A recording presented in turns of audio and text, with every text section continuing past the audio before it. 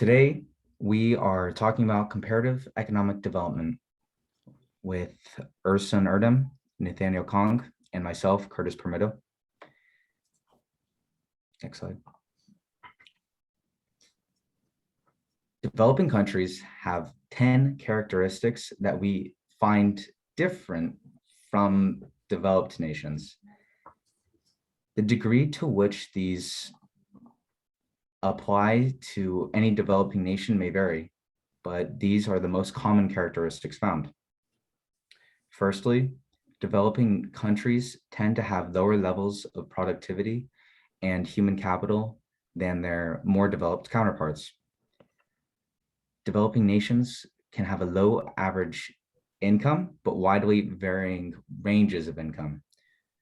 Low-income countries can suffer from what is known as the poverty trap, where low incomes lead to low investment in education, health, and infrastructure, which cyclically leads to lower productivity and economic stagnation. Still, there are means of escaping the poverty trap.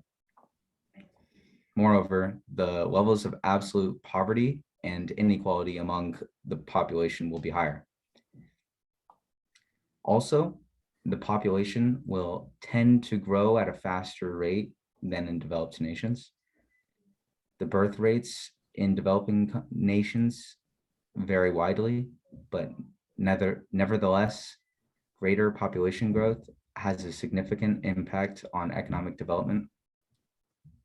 Simply, more young bodies unable to work and sustain themselves places a heavier burden on the working age population. This is called a greater economic dependency burden. Low-income countries also usually contend with higher social fractionalization or greater social divisions among the population. Greater social fractionalization tends to increase violence and political instability, which requires a diversion of economic resources that could be used towards developing the nation's economy overall. Two more notable distinctions of less developed nations are the high rural to urban migration rates and lower levels of industrialization. Lower levels of industrialization can be caused by a lack of education and specialized skills among the population. So again, educational woes haunt less developed nations. Next, geography and resource endowment can play a large part in a country's economic growth or lack thereof. Also, the underdeveloped financial markets and infrastructure are common for less developed nations. Finally, former colonies tend to have difficulties escaping the lack of institutional development and high external dependence that resulted from colonization, and therefore tend to be less developed, barring a few notable exceptions. Next slide.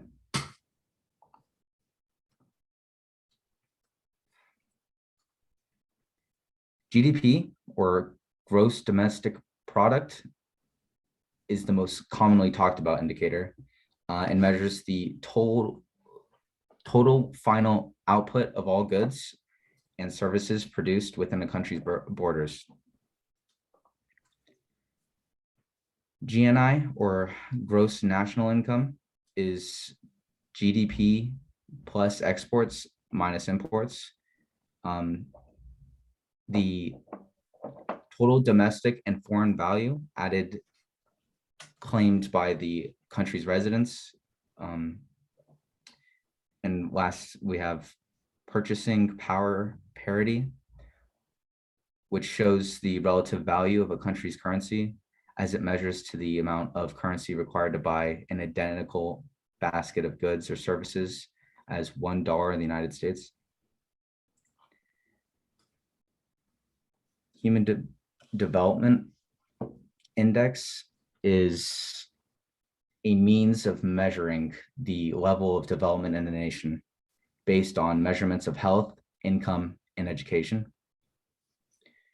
and the Human Development Index is commonly referred to as the HDI. The health, income, and education can be calculated as the difference in the actual value minus the minimum, divided by the difference of maximum and minimum values.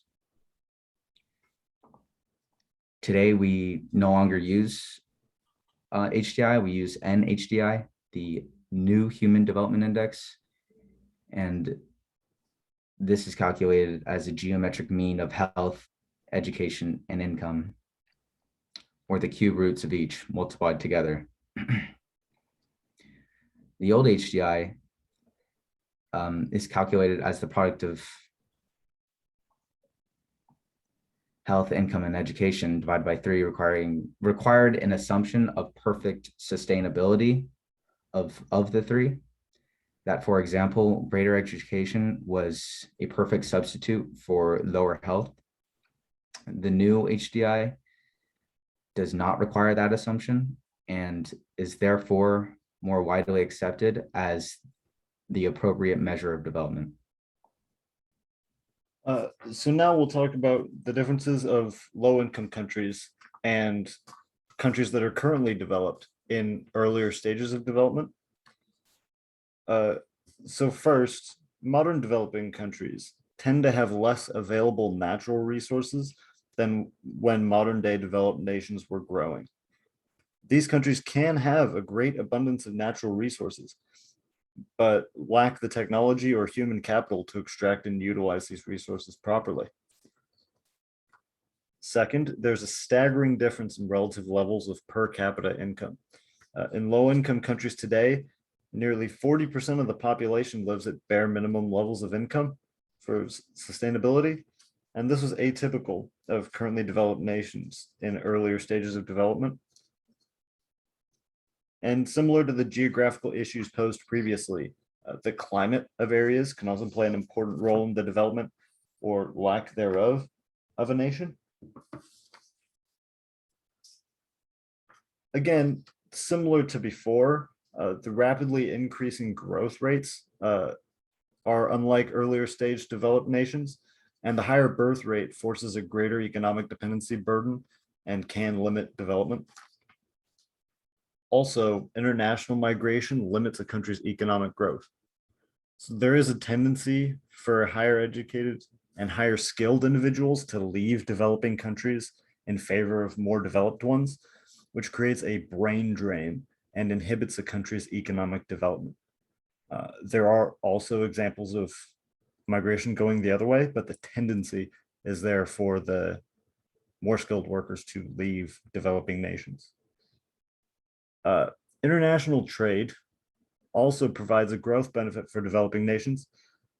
Because there are nations that exist with much greater economic development, developing nations stand to grow from trade with these nations, which allows for capital accumulation and greater production and economic growth.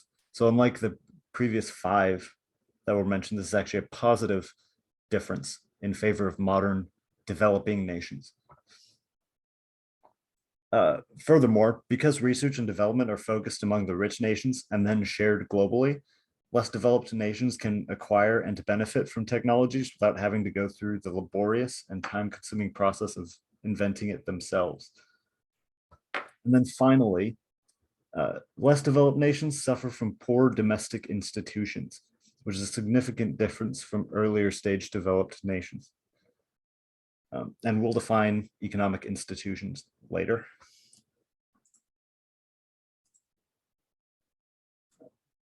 So are developing nations catching up?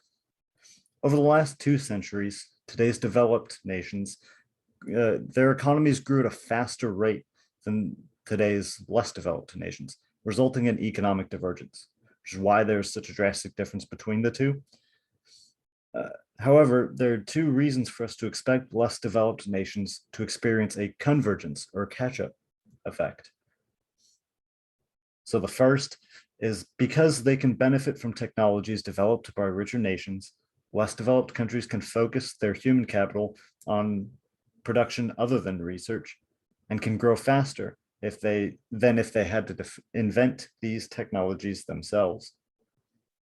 And second, because the marginal product of capital is higher in less developed nations due to the phenomenon of diminishing marginal returns, we would expect greater investment of resources into these less developed nations, creating the convergence effect. Long-run cases of comparative development. So geography plays a massive role in economic history, which in turn is largely influential in economic development. We touched on this briefly previously with climate, but also with available resources and whether or not countries have the technology or human capital to take advantage of resources.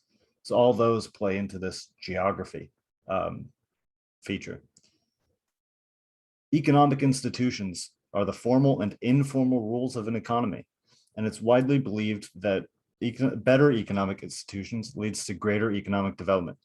However, identifying the actual impact of economic institutions is challenging. But formal rules can include things like a constitution, laws, contracts, market regulations, and the informal rules would be things like behavioral norms or customs. And these are going to be hard to sort of differentiate just because there's not enough data. We don't have enough countries to really form a solid opinion here. And then furthermore, in the long run, greater education and amount of human capital available will positively impact market outcomes. So we've seen that a more skilled and a more educated working population will improve the economy.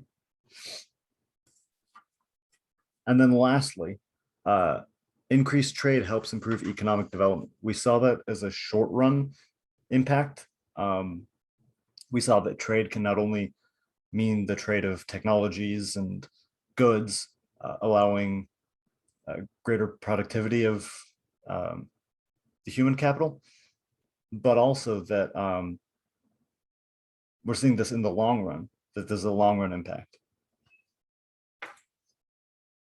So here are the key takeaways from this chapter, the key things that you want to keep in mind as you're reviewing. First is that better economic institutions may improve economic development. We're noticing a trend, and theoretically this should make sense, that if the laws and the customs are better implemented, then we should see better economic growth and development. Second, that a more educated population improves economic development.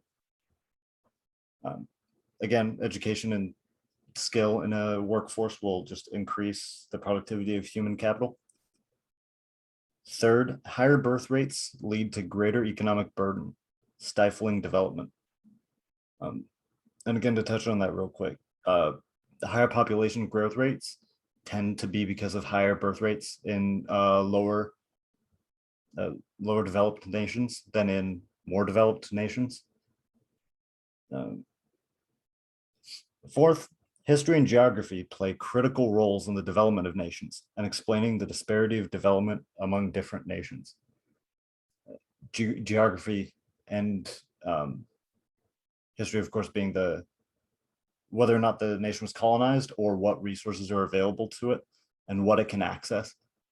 And those are all going to be critical in how the economy develops. And then finally, the final key takeaway is that it is in fact possible for a nation to escape poverty, whether through trade or greater investment from outside, or improving those economic institutions, improving those rules. Nations can escape poverty.